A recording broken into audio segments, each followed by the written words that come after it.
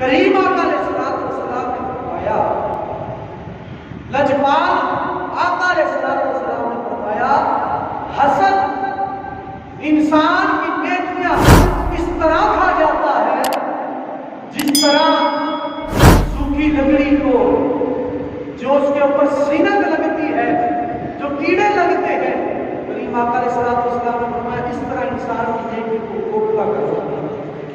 اور تیسری حدیث مبارکہ کا مضمون یہ ہے کہ جب بندہ حسد کرتا ہے،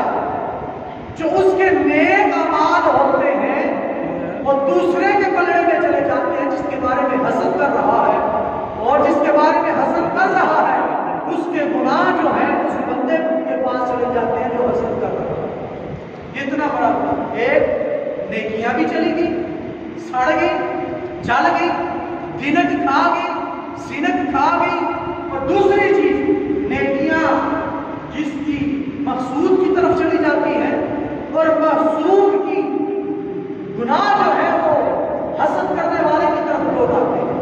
حضرات کی بات، اب سوال پیدا ہوتا ہے کوئی بھی نیکی حاصل کرنا کوئی اتنا آسان نہیں۔ میں کہوں جناب حافظ مختار صاحب مجھے پانی چاہیے، وقار صاحب مجھے پانی چاہیے، اشتیاق صاحب مجھے پانی چاہیے، تو آپ جائیں گے جی پیر صاحب نے پانی مانگا ہے،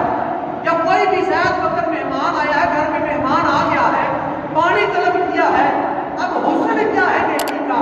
کہ میں اس گلاس کو صاف کروں، اس گلاس کو صاف کرنے کے بعد اس کے اندر پانی بھروں، اس پانی بھرنے کے بعد کوشش کروں دیکھوں کہ پانی جو ہے